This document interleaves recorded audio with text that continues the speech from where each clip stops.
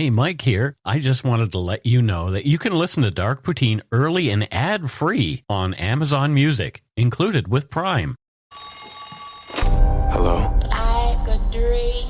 The MGM Plus hit series From returns with a brand new season. My family is trapped in a terrifying place. From executive producers of Lost. This place will not break us. Nothing that I've been through is possible. Why can't they leave us alone? The only way we go home is together. From new season.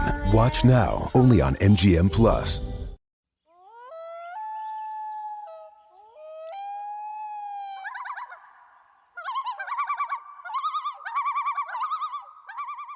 Welcome back to Dark Poutine. I am Mike Brown. And I'm Matthew with my window closed. You're Matthew with your window closed. I could just hear street noise outside your place.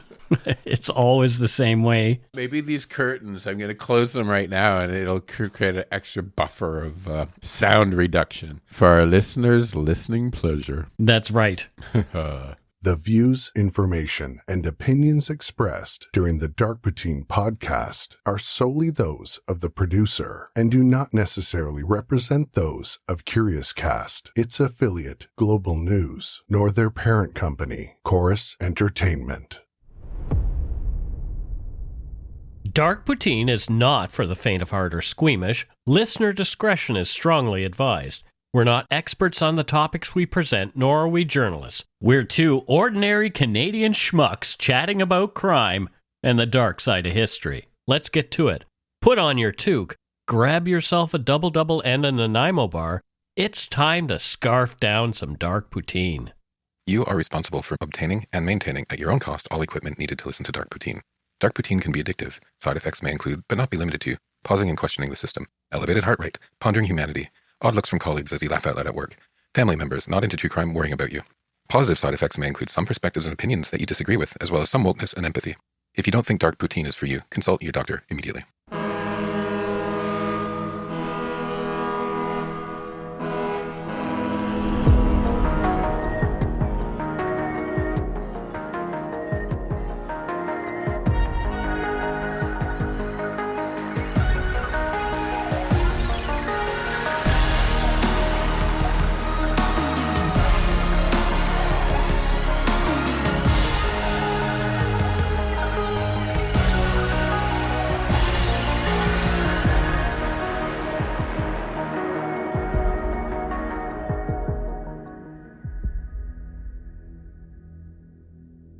In November of 2002, friends and family of 25-year-old Fort McMurray, Alberta DJ Robert LeVoir became concerned that they hadn't heard from him in more than 2 weeks.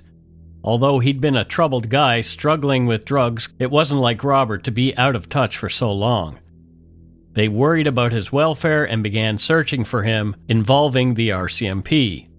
To Robert's family, the RCMP appeared to be doing little to find their loved one. However, behind closed doors, investigators were working on a tip from a man claiming Robert's roommate, Dax Richard Mack, also a DJ, had murdered Robert LeVoir and disposed of his body. This is Dark Poutine episode 336, Murder in Fort Mac, the case of Robert LeVoir. Fort McMurray, located in northeastern Alberta, has a rich history shaped by its geography and natural resources. The Cree people initially inhabited the area, and European contact began with fur traders in the late 18th century. The Hudson's Bay Company established Fort McMurray in 1870 as a trading post. Its location on the Athabasca River made it an important transport hub for the fur trade and later for goods heading north.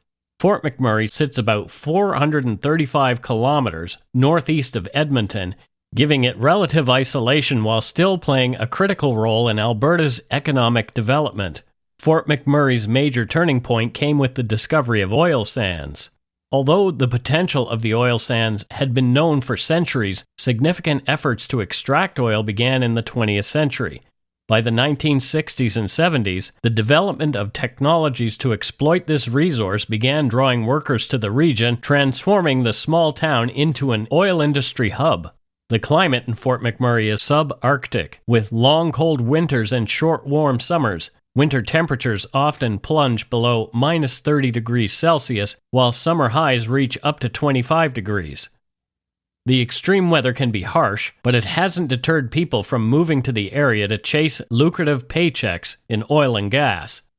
The town saw a significant population boom during the height of the oil boom in the early 2000s, which brought in thousands of transient workers seeking lucrative opportunities in oil and gas extraction.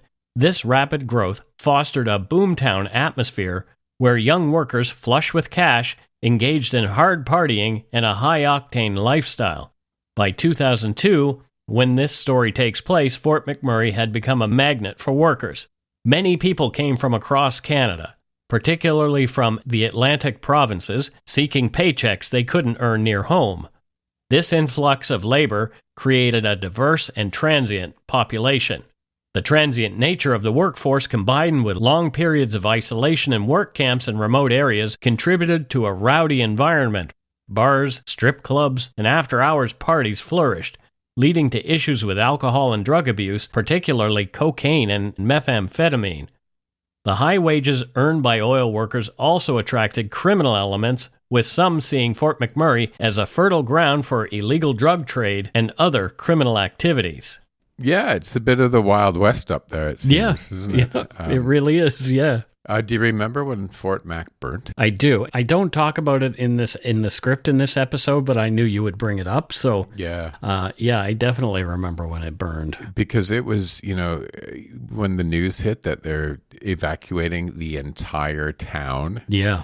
Like, what was it? How many? 17,000 people or something? It was a lot of folks. Like an entire, imagine the town you live in completely evacuated. How scary that would be. My cousins were living up there, actually. Yeah. And had to flee. Did they lose their home? No, Okay, they didn't, luckily, but they had to flee, and it was all very scary. Yeah. Trying to get out. We will be doing an episode on the Fort Mac fires at some point, of course. The victim in this story, Robert LeVoir, was part of the nightlife around Fort Mac. He was known by his friends and family for his deep love of music and talent in DJing behind the turntables at Fort Mac bars on the weekends. Robert LeVoir was born in Alberta in 1977. According to a 2004 Fort McMurray Today article, his father, Monty, described him as a smart guy who liked odd jobs. He also worked at a gas station and had different contracts with Alberta oil companies like Suncor and Syncrude. Robert was tall, 6 feet 1 inches, 185 centimeters, and lanky at 185 pounds, around 68 kilos. Although green-eyed, brown-haired, and good-looking with a warm smile, he showed marks of a few misadventures, including a small scar on his right upper lip and a burn scar on his left forearm. The last his family heard, Robert had visited Vancouver and returned to Fort Mac sometime around November 6, 2002. After that, radio silence. He had not checked in as he usually did. As the holidays approached, Robert's family became concerned. Where was he? They knew he'd struggled with cocaine in the past and wondered if these issues had gotten him into trouble. Perhaps he was laying low or had skipped town, but even still, he'd have let his folks know where he was. Robert's family reported him missing to the RCMP on November 17, 2002. But he was a grown man, they said. And hearing of his history of drug use, the police assumed he was doing what people with substance use issues often do. The RCMP tried to calm the LeVoir family, ensuring them he'd show up sooner or later. One of the critical issues reported by families and advocacy groups for missing people is underreporting and stigma. There are instances where police may treat cases involving individuals with substance use disorders as less severe or urgent, often assuming that the person has voluntarily disappeared. This stigma can delay action, and families sometimes feel that these cases are not given the same level of attention as other missing persons cases. Robert LeVoir's case was one like this. It would be hard, right? You can see how there's some assumptions, and the police have to figure out how to overcome those assumptions about people. I guess that's why these people prey on people who are more vulnerable in that way because they know nobody's going to look for them. Right. But the police have to figure that out. Like how do you sort that out? They can make some assumptions, but I think they've also got to dig in, right? Because if somebody has been reporting missing, if somebody has been reported missing to the police, they got to dig in. They have to dig in. That's the difference in this case. Yeah. Is Robert's parents and family were really pushing for them to do something, and they just sat there and spun their wheels. And that is completely wrong right there. Yeah. 100% wrong. If you have somebody that's aware that you're missing, you have to look after them and you have to figure it out, I'm saying to the police. Yeah, I agree. Yeah. Once somebody is actually reported missing, let's act on that. Yeah. Because a family's not just going to say, no, he's missing. And, if he's done this a bunch of times before, they're not going to do something like this unless it's out of character. Yeah. Yeah. Yeah. Or extreme, like still gone, right? Yeah. Like usually 2 weeks, but now it's a month. Yeah, that's quite a bit, right? Robert's family was beyond frustrated. They were putting up missing persons posters everywhere in Fort Mac while the police seemed to be twiddling their thumbs. Christmas came and went, and then New Year's, and still there was no sign of Robert. It wouldn't be until July of 2003, 8 months after Robert disappeared, that RCMP made a public appeal about him as a missing person, giving the media a description of him. Investigators knew more than they were letting on, however. They'd had to keep the information they were getting close to the vest until they had enough evidence to act. Only around a month after Robert's disappearance, a man named Jay Love had come to the RCMP with a piece of information he wanted to get off his chest. Love claimed that Dax Richard Mack, another Fort Mac DJ who Robert LeVoir had been renting a room from when he disappeared, had admitted to shooting and killing Robert in November. Want to know how you get away with murder? You don't tell anybody that you did it. Why? Why do people do that? If you want to get away with murder, why would you tell a single soul that you did it? I've never been in that position, but yeah, if you've got a secret, it should be a secret. Yeah, but we'll find out in a bit that Dax denies this ever happened. So, who knows?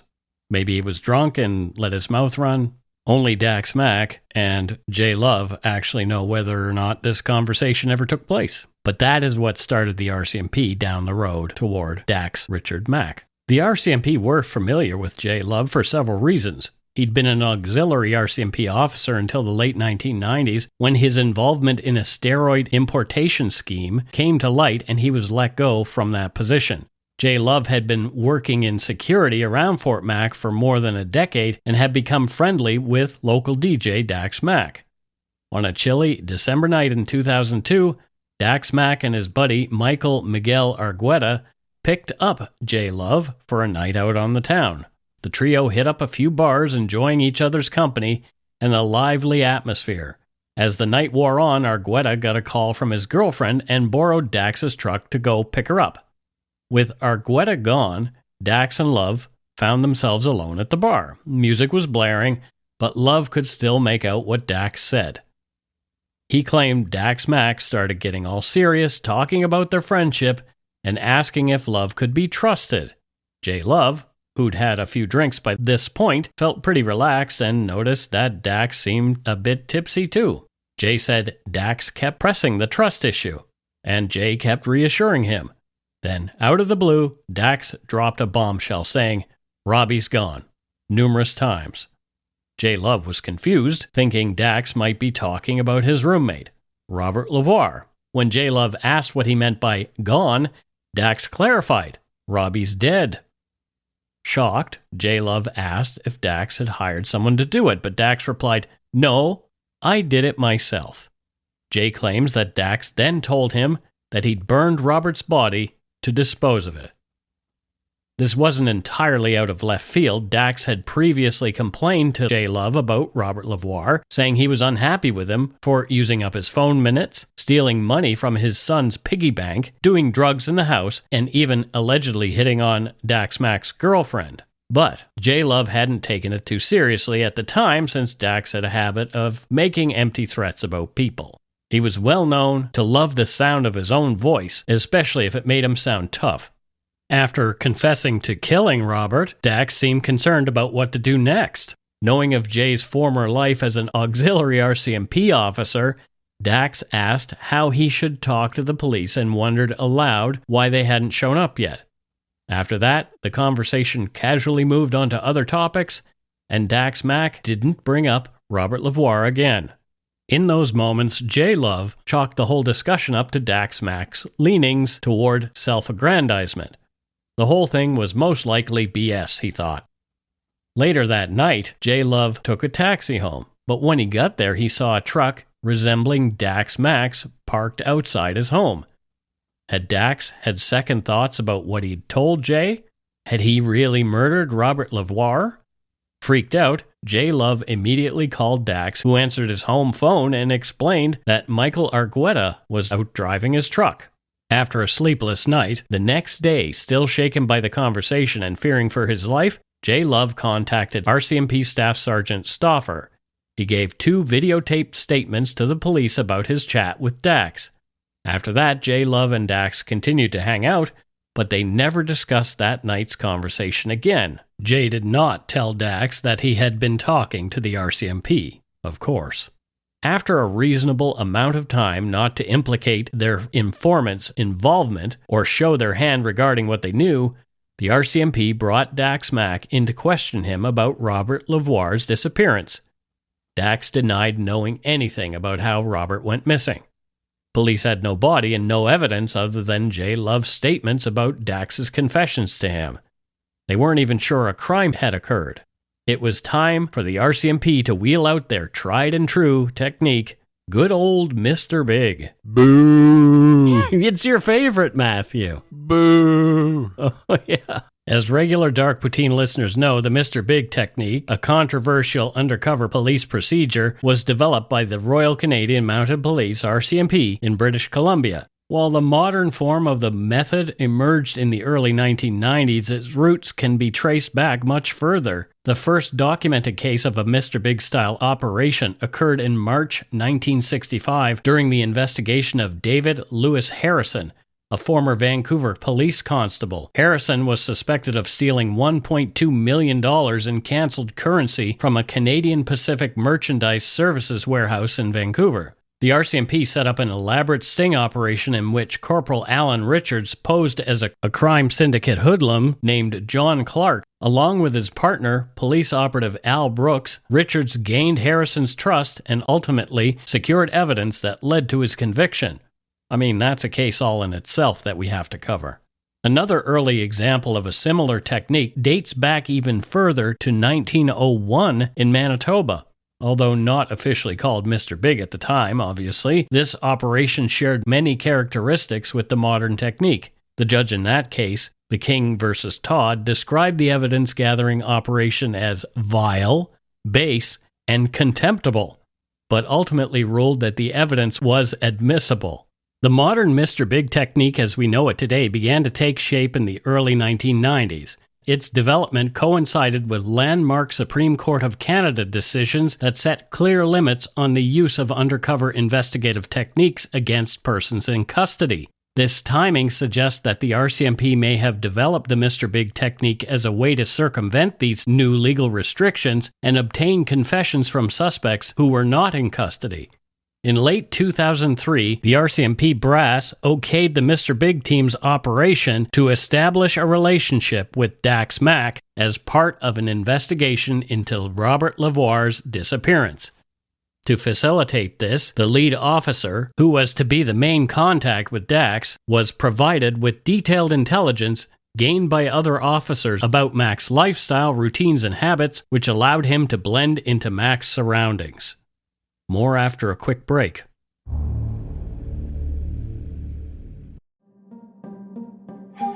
After Dark, Myths, Misdeeds, and the Paranormal is a podcast that delves into the dark side of history. Expect murder and conspiracy, ghosts and witches. I'm Anthony Delaney. And I'm Maddie Pelling. We're historians and the hosts of After Dark from History Hit, where every Monday and Thursday we enter the shadows of the past. We set sail on Victorian ghost ships, Learn the truth about the Knights Templar, and walk the grimy streets of Victorian London in search of a serial killer. Discover the secrets of the darker side of history twice a week, every week, on After Dark from History Hit, wherever you get your podcasts.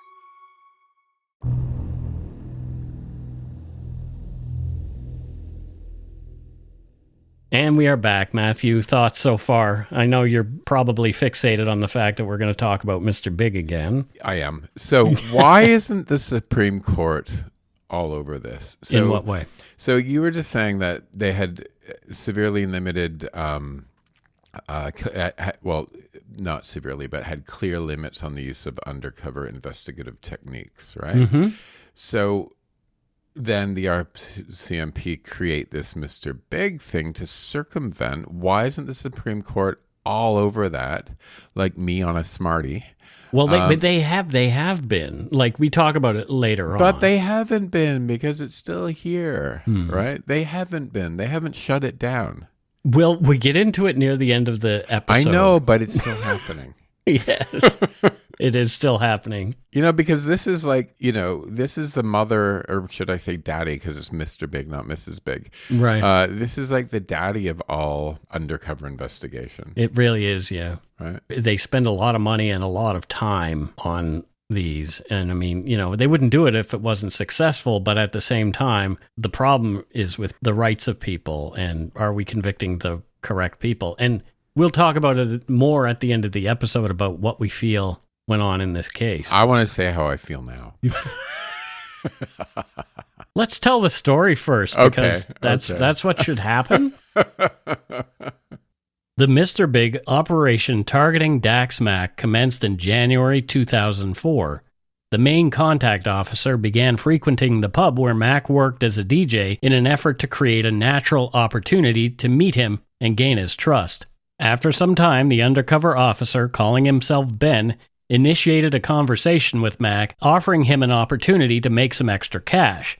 According to court documents, Ben told Dax, quote, he worked for an organization headed up by a man named Liam who had his fingers into a lot of things, end quote. Ben proposed that Mack assist him in repossessing an all-terrain vehicle, a quad, from an individual who owed Ben money. Ben also explained that Liam had used the loan money for this deal.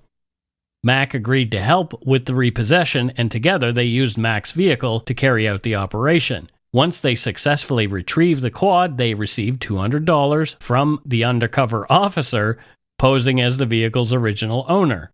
They then stored the quad on Mack's father's property, and for his involvement, Dax Mack was paid the $200. So there's the first little job to lure him in. Yep. The beginning. Here's a little bit of candy. Yeah, and that's how it all starts. The operation continued, and Mack was hired again to drive the quad to Edmonton and deliver it to a warehouse allegedly belonging to Liam.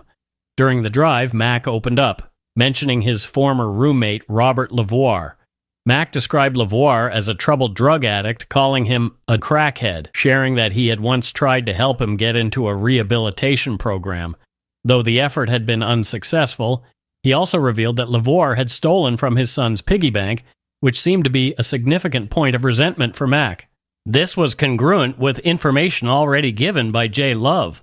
Dax expressed little sympathy for LeVoir, stating that, as far as he was concerned, LeVoir was likely pushing up daisies somewhere.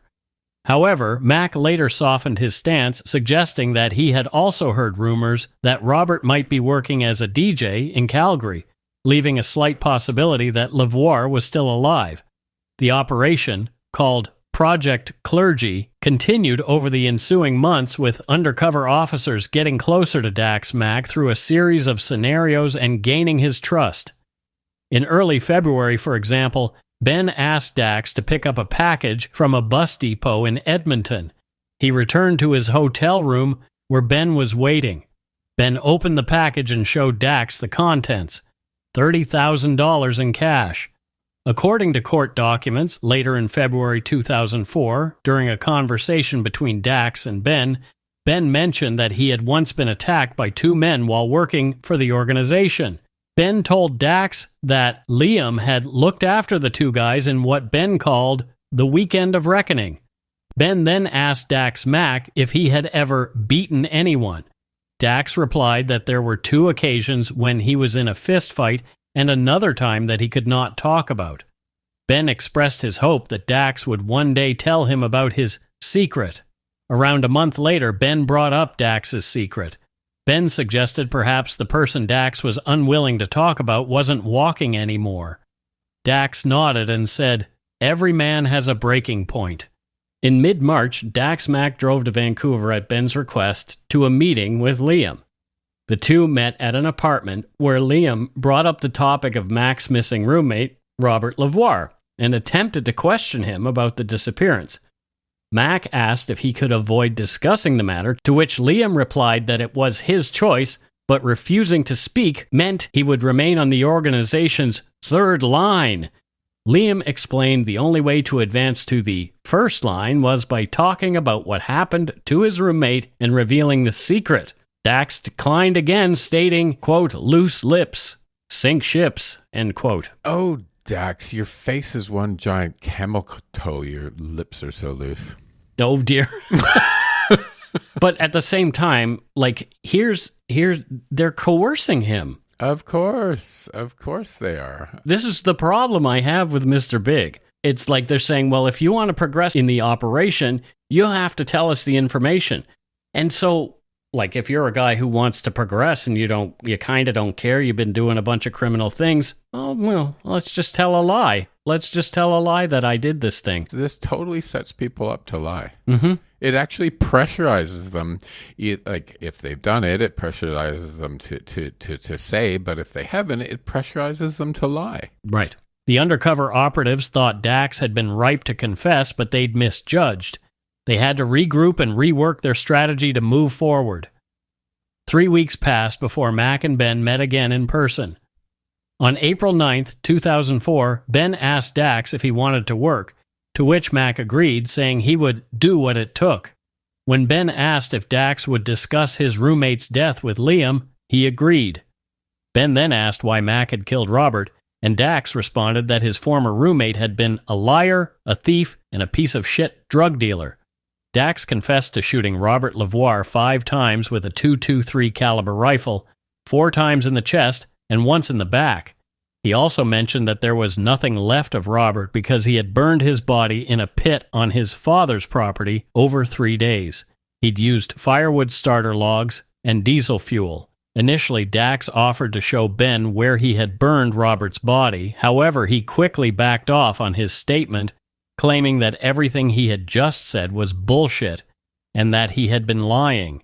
Ben said, "I really hope you're not bullshitting me," and then told Dax the reason he was in Fort Mac was that he'd shot a guy in the back of the head over a $50,000 debt. Dax Mack changed his tune again and took Ben to a fire pit on his father's property. There, Dax explained that he had removed the ashes from the fire pit and had scattered to the winds what was left of Robert LeVoir. A few days later, on April 15, 2004, Dax was flown to Edmonton for another meeting with Liam, Mr. Big. At the beginning of this meeting, Dax again described Robert as a crackhead and again accused him of stealing from his son's piggy bank. When Liam asked how Dax had killed Robert, he repeated the details from his earlier confession, stating again that he had shot him 5 times with a .223 caliber rifle, 4 times in the chest and once in the back. He added that there had been a big fire at his dad's place and that nothing was left of Robert. Dax said he got Robert to his father's place under the ruse of going hunting together, but had planned to kill him there in the woods. Chillingly, Dax recalled hearing the song Bone Cracker by the new metal band Showcore playing in the car as they drove. This guy, he just has kind of a weak mind, doesn't he? What do you mean? Well, he's just, like, I just listen to the stuff he's doing and saying, and he's just not, like, what drives him? He just can't be that bright or something. I don't know what it is. What, that he's planning to kill somebody in the woods? while hunting? No, just everything. Just the sharing stuff and doing stuff. He just seems easily manipulated in a weird way and kind of like dumb. Like he told somebody he did it. Like what drives these people? I mean, we'll see later that he claims that he never told anybody that he did it and that he was coerced into saying what he did to the RCMP. So the following week, on April 21st, 2004, Dax Richard Mack was arrested and charged with the first-degree murder of Robert LeVoir. The police searched his father's property, and bits of suspected charred remains were found in the fire pit that Dax had pointed out to Ben. Shell casings fired by one of 2 rifles found in Dax Mack's apartment were also discovered in the fire pit. No bullets were found. In July of 2004, Robert LeVoir's family finally had an answer. The remains in the burn pit belonged to Robert. His dad, Monty, told the Fort McMurray Today newspaper, quote, "At least there's a little more closure. With every step, it's more closure," end quote. Robert's family held a memorial service for him, and a small monument stone was decorated with some musical notes and placed in Fort Mack's Highview Cemetery. It reads simply, "Rest in peace," end quote. Yeah, well, that's positive in terms of, just, and I say this every time we do Mr. Big, right? It did give the family some closure. Yeah, I'm sure it did. But the way you got there and the chance that it's not real closure because the case could be thrown out or the person was coerced, it's just so dangerous. Yeah. The Crown faced vigorous challenges from Dax Mack's defense team as they fought to bring evidence early in the trial. One issue was the admissibility of evidence obtained through covert recordings and wiretaps of Dax Mack. Mack's defense claimed that the taps had been illegal, and the judge agreed to exclude covert recordings and wiretaps, but allowed undercover RCMP officers to testify from their memories and notes. Mack's confessions to the undercover officers were admitted into evidence. There were also complications surrounding the admissibility of evidence related to J. Love, a key witness. A dispute arose between the prosecution and defense over J. Love's privacy rights and his alleged involvement in the steroid importation case. Although Love faced no charges, the allegations forced him to leave his position as an auxiliary RCMP member. The Crown assured him this situation would not be mentioned during the trial to protect his reputation and future job prospects. The defense argued the information about Love's past was essential to Mack's case as it spoke to his reliability as a witness for the Crown, and possibly his motives to lie about what Dax had told him. Ultimately, the judge declared a mistrial, resulting in Mack's release on bail while awaiting a new trial, which floored Robert LeVoir's friends and family. So you and I had a bit of discussion about this part before we started the show because I was confused, thinking that, well, did they say they weren't going to bring it up, but then they did? He said, no. There was just the argument. And I said, well, wouldn't the judge have just said, well, stop arguing. I've made a decision. Go forward. Well, I don't think there was a precedent in a case like this one set yet. Okay, so it was a potential legal issue where the judge had to say, you know what, if I judge one way or the other here, and if we go forward, it could be open to. It could potentially lead to having any verdict thrown out later on. Right. So it's a mistrial, and everyone has to reset. That's right. Right. So I could understand how that would, without understanding it all, floor the LeVoir family and friends. Well, especially because he's let out on bail. Yeah, but you have to be though, right? As well. Do you? If there's another trial coming? Well, you gotta. The way I look at it, Mike, is I think until people are tried and proven guilty, unless it's for me. The way I look at this is people get out of jail so early and get day parole and parole so early that they should tighten that up. But on the other end is until you've been tried, right? So okay, devil's advocate here. Clifford Olson. Yeah. So Clifford Olson should have been out in the community while he was awaiting trial. Now we know that he shouldn't have been. But yeah, I don't agree with you on this at all. Well, this is the thing, though. Okay, so this is different. I'm not saying each time. So let me rephrase that, please. Okay. So, there was overwhelming evidence there. This was Mr. Big, right? Yeah. This was, to me, it's dodgier, right? And that's the other thing. Yeah, and I think that's what the judge saw, too. Right? That's the other thing. It's like, this is so dodgy because of this Mr. Big thing that I'm not going to hold somebody because we don't know because of the way that this stuff was pulled out of him. Yeah, that's fair enough. You're right. You gave me the prime example of why we can't do that every time. Yeah, because Clifford Olson, he had police watching him and he was still murdering people. Oh, he was just so gross, dude. Oh, gosh, he was gross. Dax Mack's second trial occurred in 2008. Owen Beatty, a professor of anthropology at the University of Alberta, dramatically testified about his findings around the burn pit at Dax Mack's father's property. Robert LeVoir's bones had not been scattered as Mack had indicated. They were still present, quote, found lying in the correct anatomical position as they would have been at the time of being burned, end quote. The team collected 4,539 pieces of bone and 87 tooth fragments, including dental work, which positively identified the remains as Robert LeVoir. From Chris Purdy of Can West, quote, Beatty said a red gas can and other wooden logs were located near the burn site.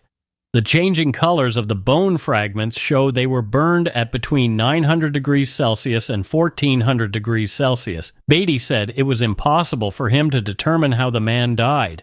He also couldn't say how long the bones had been there. But moss was found growing on one piece of bone, so it was at least 1 year, end quote. Michael Argueta testified that Mack confessed to killing Robert LeVoir, first at a bar in Edmonton, and later during a drive to Fort McMurray where Mack claimed he shot LeVoir and burned his body. Argueta noted Mack's agitation over money owed and theft issues with LeVoir. Argueta's credibility was questioned, as he had not mentioned Mack's second confession in prior police interviews and had denied discussing Robert LeVoir's disappearance during the drive. He also acknowledged knowing that drug dealers had put a price on LeVoir's head before his disappearance. The defense argued that Argueta may have killed LeVoir to collect this bounty. Dax Mack testified in his own defense and painted quite a picture.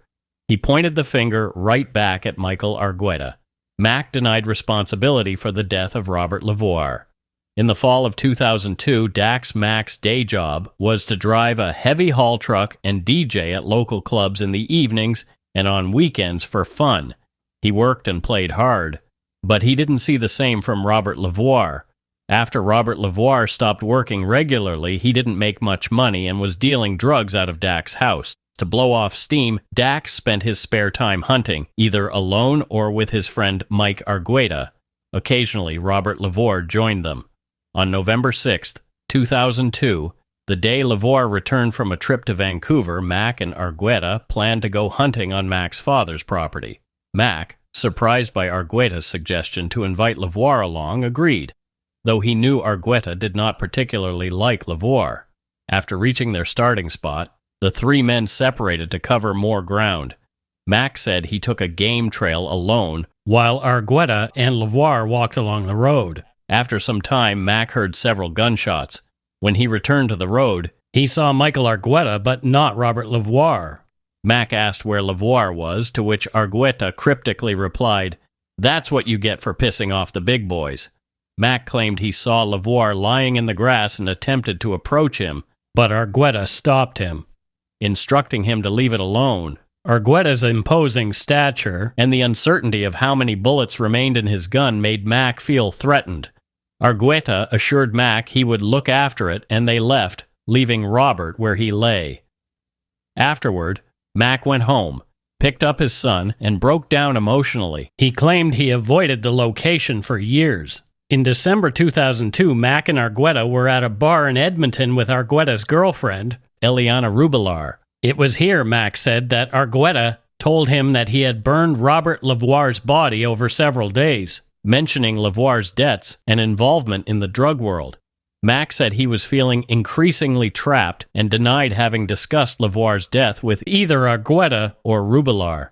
He grew more uncomfortable as the topic of Robert LeVoir kept coming up, first with his friend Jay Love. He claimed Jay Love's motive to frame him for Robert's murder was so Love could get back into the good graces of the RCMP. The issue came up again with his new friends, who he later discovered were the undercover RCMP operators involved in a Mr. Big operation aiming to get him to confess to Robert's murder. Mack continued to testify how, by early 2004, he was entangled with the organization with the man he knew as Ben and Mr. Big, Liam. Initially, he assisted Ben with various jobs, including a repossession, and claimed he did not expect any payment. However, as time passed, he felt pressured to participate in more serious activities, including a break-in. Ben continuously praised the organization's power, recounting a story of how Mr. Big had dealt with people who had assaulted him. This made Mack fear that he might disappear if he crossed the organization. Despite his discomfort, Mack remained involved due to financial need and a sense of obligation. As Mack's relationship with the organization deepened, he claimed that he made up stories to appear tougher, even lying about breaking someone's nose in a bar. Eventually, he met Mr. Big and other influential members, including the organization's enforcer, which heightened his fear. According to Fort McMurray today, Mack said, "He was huge. You're sitting there talking to Tony Soprano." During a conversation with Mr. Big, Mack claimed he felt pressured when the discussion turned toward Robert's killing and disposing of his body. Feeling cornered and frightened, Mack eventually told Mr. Big that he had shot Robert LeVoir, even though this was untrue.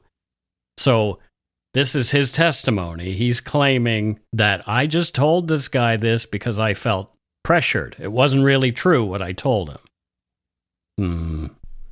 So this guy's spinning a huge yarn. Yeah. Right? But at the same time, this Argueta, is that how I say it? Yeah, Michael Argueta, yeah. It doesn't strike me as being the most upstanding member of society. Yeah. Right? There are posts online, and one I linked to, one in particular on a blog called the Gangsters Out blog, that point to him being involved with some nefarious folks. Yeah. So...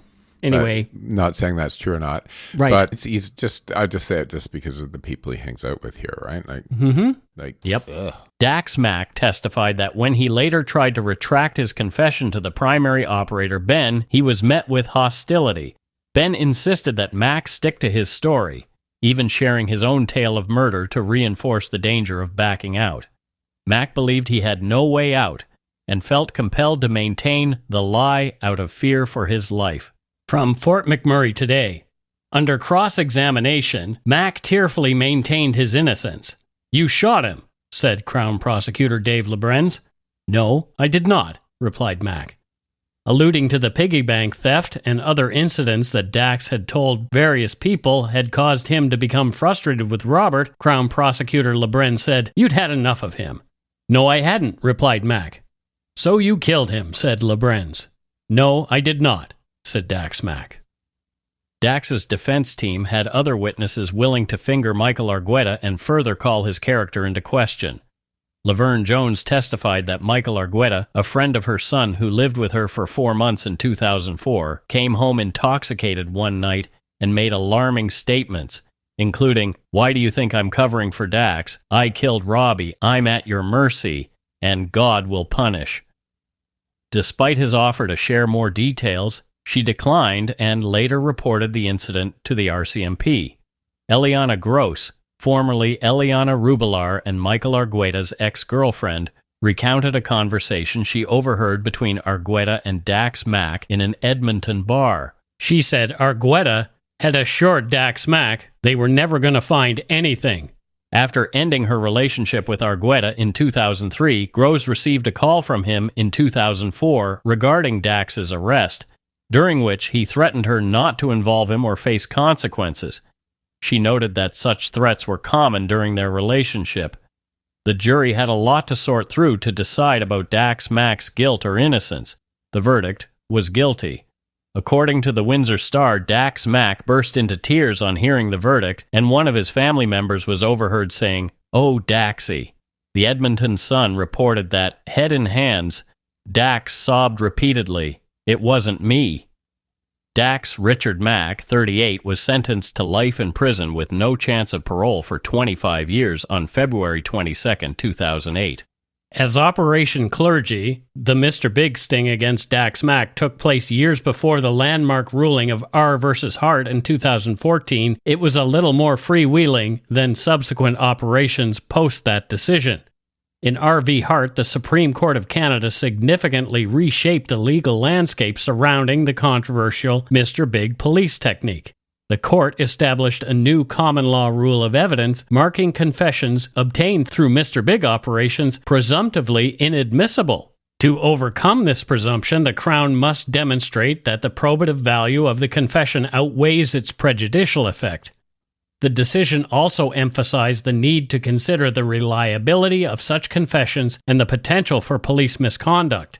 While not outright banning the technique, the ruling set a more stringent threshold for admitting Mr. Big confessions as evidence, addressing concerns about wrongful convictions and the reliability of confessions obtained under such circumstances.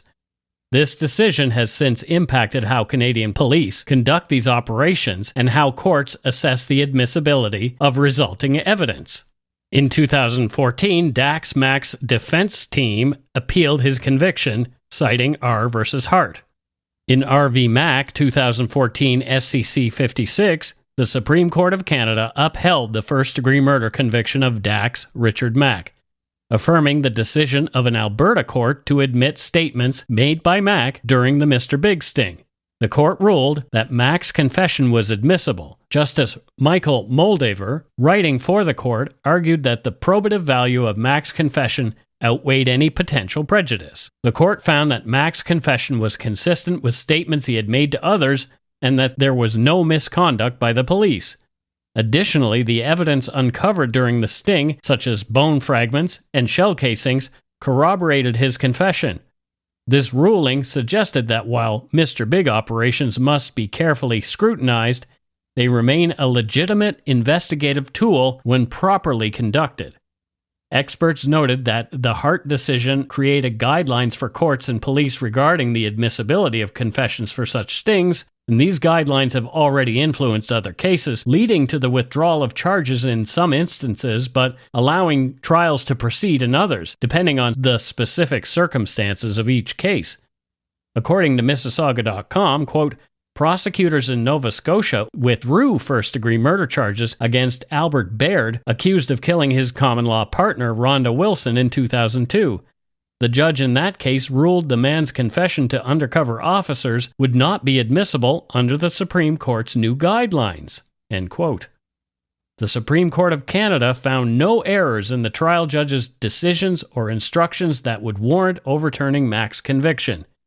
Mack's conviction would stand, and he remains behind bars.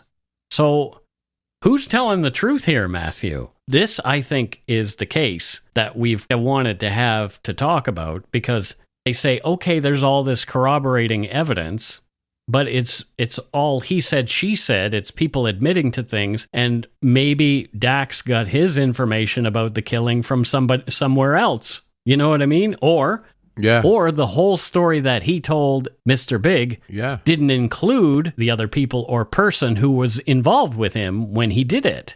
Yeah. So, you know what I mean? Like, this one doesn't pass the smell test to me. And it just, I was making comments about, saying stupid things, etc. But, when I get to the end of this, I'm like, well, I don't, I can judge some of these characters for stuff that they've done in a way, right? Mm-hmm. But I don't know. Yeah. I don't know. And I feel this one is wobbly and dangerous, and this is one of the more wobbly ones that I've seen. Yeah.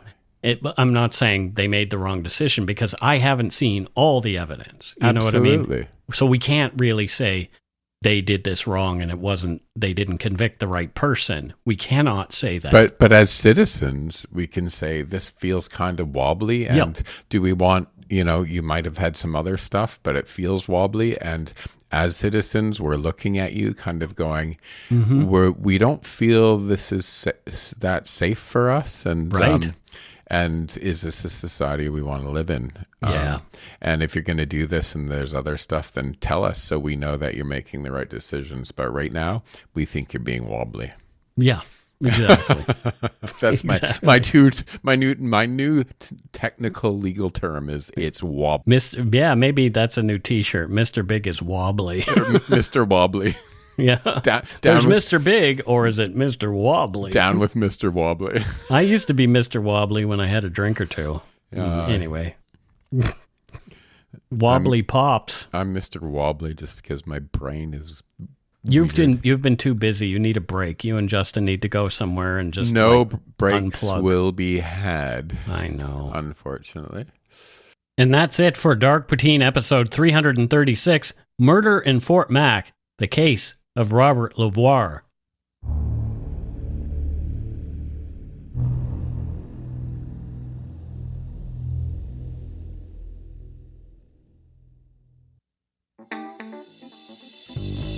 That's right. It's time for voicemails. You can leave us a message at 1-877-327-5786 or 1-877-DARK-PTN. We'd love to hear from you. Let's see who called us this week. Alrighty, let's listen to our first voicemail. Hey, Mike and Matthew, and hello, Steve. This is Sahil calling from Ontario. Just wanted to say I like your show. I look forward to it every Monday. That's one of my first things I do. And just wanted to say I really like your show. It's a really nice company when I'm driving to work. And just wanted to say that the episode for Tina Eisner, I do agree that when it comes to domestic violence, it's really hard. Like for the spectators, it's easy to see that you can leave, but it's actually hard. And just quickly wanted to leave it for Matthew. Yeah, Mr. Big, I kind of do agree with you, but at the same time, I feel like it's a necessary evil. Just wanted to say that. But anyways, thanks a lot, guys, and go take a shit in your head. See ya. Where's he driving to work first before we go anywhere? He's driving to a advertising agency in Toronto. Okay, there you go. And did they specialize in anything? Yeah, he does advertising for the police. That's why he supports Mr. Big. Oh, okay. I just okay. Isn't it funny that we got that voicemail today on a Mr. Big episode? That's fantastic. We do a lot of them. So, but I'm just kidding with you. Yeah, I mean necessary evil. Maybe there's a different way to collect evidence, and maybe there's a better way to get people to the point where you can charge them without having to do that. Maybe it's a necessary. People think it's a necessary evil because of the way we treat things here in Canada. We need to make a T-shirt that says "Mark Matthews' words: Mr. Big cases, convictions will come crashing down." Yeah, well, I think pretty much everybody thinks that. No, they don't. I do. They don't. Oh well. Let's listen to another one.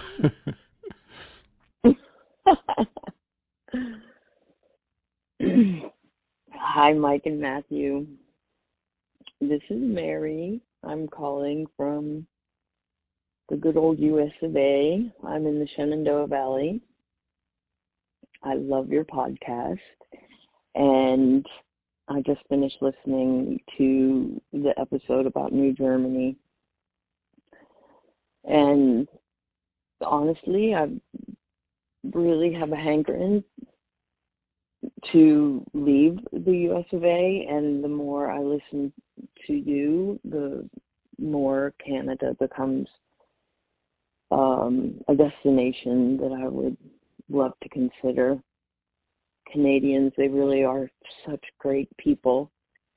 I worked over in Saudi Arabia for 5 years back in the 80s, and the medical director was from Calgary, and he ended up recruiting like 6 of his ER doc buddies to come over and work there as well, and it was really one of the best jobs I've ever had.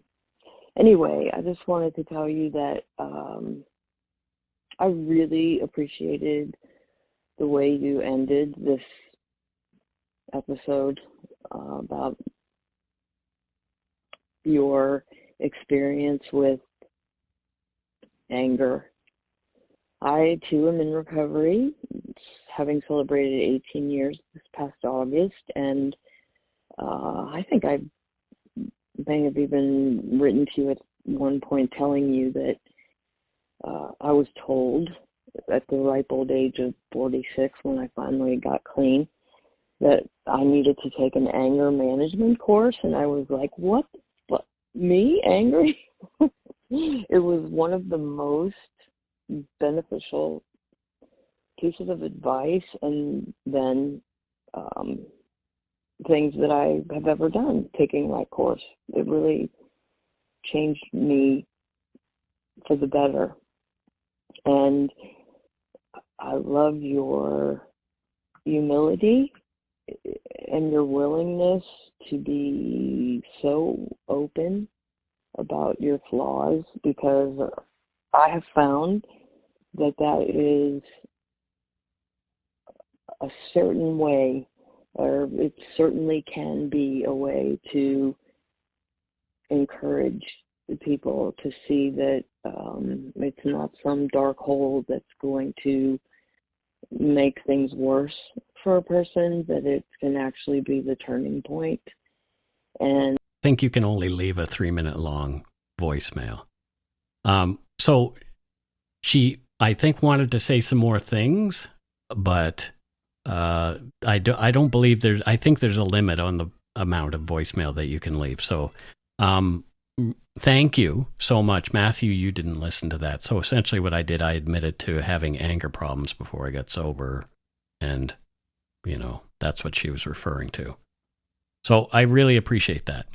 Thanks, Mary. You know what? So Mary's a doctor. She's in the medical profession. She didn't say whether she was a doctor. I get to give people jobs. Okay. All right. Right, you do. Yes. Yeah. Everyone that I know who has lived in Saudi Arabia was either a doctor or an engineer or a nurse. Well, my ex-wife, Carol, lived in Saudi Arabia. Not a doctor, engineer, or nurse. No, nor was her dad, Interesting. who worked there. So, Mary, I now have the that Blue Ridge Mountain, Shenandoah River. Oh, life dear. Is old there, older than the trees. You know that song? Yes, I do. So I want to see this area of America someday because there's so many songs written about it. Yeah, I definitely want to see it. What does Mary do there? You said she was a doctor. She's a doctor, but Mary, Canada's a great place to live. Has its problems, definitely, but we happy to take cool people if you ever want to come up. There you go. I'll edit that voicemail too. And the thing about anger, it made me remember. Justin compared me to Toby Ziegler from The West Wing this last week. Okay. Because he said, I carry with me a sadness that can be a burden to others. Oh my God. Oh my gosh, Justin. I'm like, am I like Toby Ziegler? He's like, you can have a deep, deep, deep sadness sometimes. Me too. And I don't share that. Like, people don't see it. I'm the type of person generally, when I have it, I kind of get crazier and more fun, right? Yeah, okay. So yeah, he called me Toby Ziegler, so that's something I need to work on. Don't be Toby Ziegler. Oh my gosh. Oh dear, that's really depressing. Yeah, I'm watching The West Wing. I don't watch the news anymore. Like it wasn't till recently I found out that there's like a different person running for president, and I get my news about memes, but I like The West Wing because you watch it and it's such an it was like 1999. It's such an innocent view on politics in so many ways. Yeah. Right. But it's a good show. Did you ever watch it? Yeah. Nope, I haven't seen it. Haven't seen a single episode. Very good show, and Allison Janney is such a good actress. Yeah, she's always great. Yeah, she's been great in everything I've ever watched her. She's so good. Well, let's listen to our final voicemail here. Hi, Mike and Matthew. My name is, well, I'm going to remain anonymous. I'm calling from St. Albert, a lovely suburb outside of Edmonton, Alberta. I've been meaning to call for over a year regarding the episode, the redone episode on Mark Twitchell. On that episode, you said he graduated from Archbishop O'Leary High School in 1997, and that rocked my world. I was like, I was in grade 10 in 1997 at O'Leary. So I dug out a yearbook from that year, and I just found him, and he is with the graduating class, although not wearing a robe in his picture, and he looks like an average kid. He looks like clean cut, I don't know, fresh-faced, normal, but the little quote he has under his name is really weird. I'm going to read it. It says, "See ya later, Putski Hay." And that's Hay, Hay. And then it says, "Hey, I'm on my way to take his job from Jungle J." So if anyone has any idea what that means, I have no idea. Anyway, that really freaked me out that I was walking the halls of this school with this future murderer. But, I mean, there were probably a few murderers in there, right? Like, what percentage of the population? Anyway, it just kind of really freaked me out. So anyway, love listening. I've been listening since the very early days and will continue to do so. You're doing a great job. Thanks. Bye. Well, thank you very much. Yes, there was a podcast that I loved and was involved with the folks there called 36 Times. And the idea was that in your lifetime, you will walk past a murderer 36 times. I don't know if that is the actual what happened, but I've met murderers. I know murderers. I know a few as well. There was one that I used to play floor hockey with, against. We played the Bridgewater Junior Fire Department, played against the Riverport Junior Fire Department, and one of those guys who we always were afraid of turned out to be a murderer. So that's fun. Yeah. Anyway, I do an episode about that particular case, but there's nothing anywhere about it. Nothing, which is kind of interesting. Yeah, same with one of my known ones. So what do you think is going on there in Alberta for her job, Matthew? Any ideas? Well, so we'll call her A Nani Mouse. A Nani Mouse, yes, okay. A Nani Mouse. So she runs the Nani Mouse Daycare. Okay. Nani Mouse sounds like could be the name of a daycare. It does. Nani Mouse Daycare. Nani the Mouse. Come on into Nani Mouse Daycare. It's fantastic. Bring your kids. We have coloring books. Oh, well. Well, thank you so much. And we love it that whenever anybody calls up with a connection like that, I love hearing it. What I would like is connections prior to the episode so I can talk to you. That would be fantastic. But they don't know you're going to do it. Well, she didn't even know she went to school with the guy, so. Crazy. Yep. That's it for this week's voicemails. Again, you can leave us one at 1-877-327-5786 or 1-877-DARK-PTN. We'd love to hear from you, even if it is just to say hi and to tell us to go shit in our hats. If you're stumped for what to chat with us about, a quick story is welcome. All right, we've got some patrons this week. Again, we have a few. Yay. First up from Grand Forks, North Dakota, we have Wendy Jerry. Wendy Jerry from Grand Forks, North Dakota. Hello, Wendy. Hi, Thank Wendy. you. Do we have a Grand Forks in Canada as well? I do believe we have a Grand Forks, Matthew. Okay. Well, Wendy makes the big forks. She makes the big forks for Grand Forks? It's called Grand Forks because there's a factory that makes famously huge forks for when you have something you really like and you want to shove it into your mouth extra fast. Wendy makes you Grand Forks. Well, there's a Grand Forks, BC, so I knew that's why I sort of stumbled at the beginning trying to read this because I thought that's where it was going to be, and I'm like, North Dakota? I didn't know there was a Grand Forks, North Dakota. Yes. Thank you, Wendy. Thank you, Wendy. And thanks for the big forks for my pizza. There you go. Next we have Mark Constable, and Mark is from Chandler, Arizona in the United States of America. Chandler, Arizona. And with a name like Mark Constable, I wonder what Mark Constable does, Matthew. Mark is an artist. So he's not a police officer. He is the great grandson of John Constable. Okay.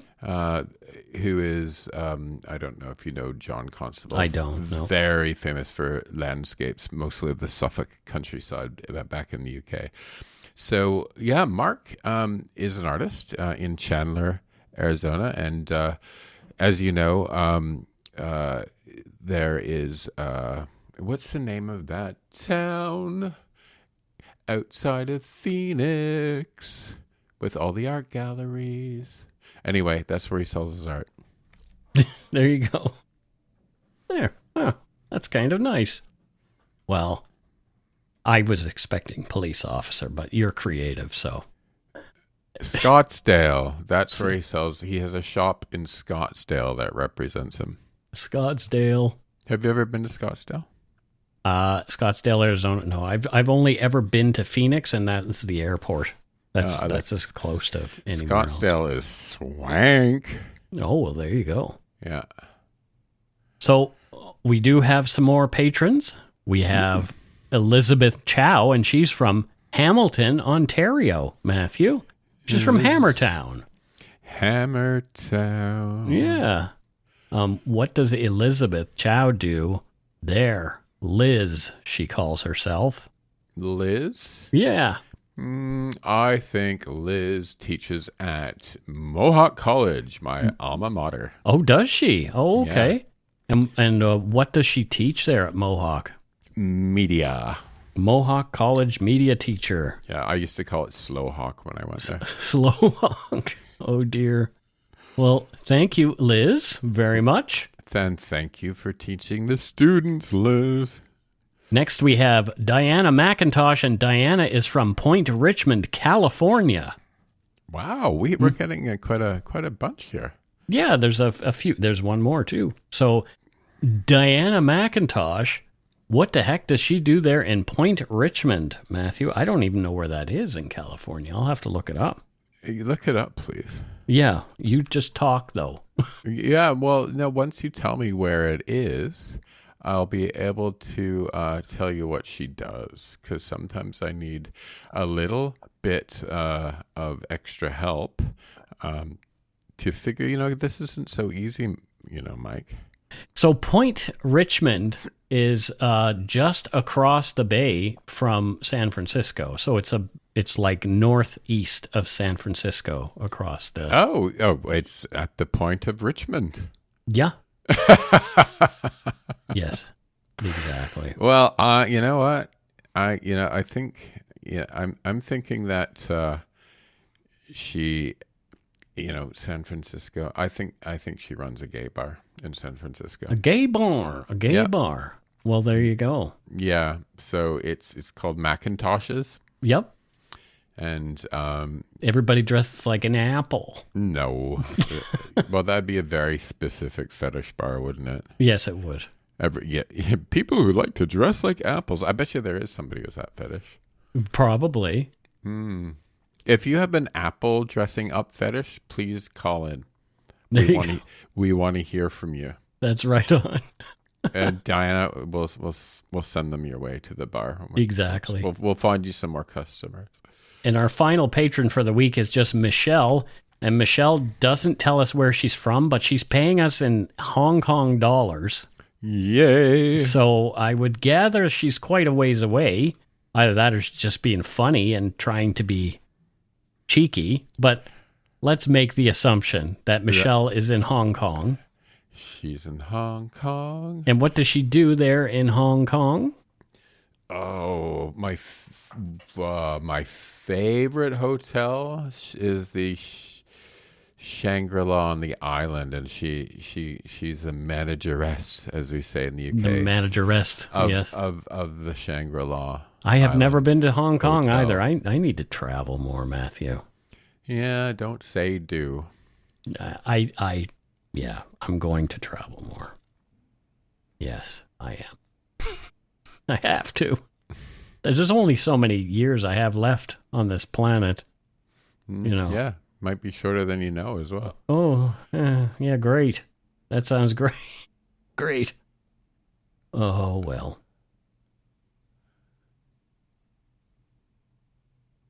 I'm just checking for Donut Money donors. We did Tracy Liddell from Pacific, California, didn't we, last week? A place called Timor-Leste. Timor-Leste? Yeah, what is that? The Lesser Sunda Islands. I don't know. What country is that? Well, thank you to everybody who were patrons and Donut Money donors. We really appreciate you. It looks like, if I remember correctly, let's see. Okay, so our friend Adela Reed has been chatting with me on via email and has sent me a whole bunch of stuff on a couple of cases, and one of which I'm working on really diligently. And she said, "Don't say my name, blah, blah, blah." And she's like, she said, "Oh, you don't have to say my name." Well, yeah, guess what, Adela? I'm saying your name. Thank you so much. And she also She also sent us an Interact transfer. Oh. So she's a Donut Money donor as well. Adela, you rock. Adela Reed, you rock. Say my name, say my name. Hopefully she's not like in witness protection and I just blew her spot up. Oh, well. Well, if she's in witness protection, she'd be using her fake name. So that's true. It's on her, not you. Yeah, fair enough. Fair enough. Thanks to all our patrons and Donut Money donors, past and present, for your generosity. It helps to keep the show going. You can become a patron of Dark Poutine at patreon.com/darkpoutine. For a one-time donation, you can send us donut money via PayPal using our email address, darkpoutinepodcast@gmail.com. If you don't already subscribe to the show, it would mean a lot if you did. You can easily find Dark Poutine on Apple Podcasts, Spotify, or wherever you listen to your favorite shows. If you haven't gotten yours yet, my book, Murder, Madness, and Mayhem, is available to order via a link on the Dark Poutine website. And speaking of darkpoutine.com, please check it out for show notes and other cool stuff. We'd appreciate it if you took the time to give Dark Poutine a like or a follow on Facebook and Instagram. Most importantly, thank you for listening, and tell your friends about us. Word of mouth is a powerful thing. And that's it for this episode of Dark Poutine, so until next time. So soon? Yes. Don't forget to be a good egg and not a bad apple. Bye, y'all. Bye.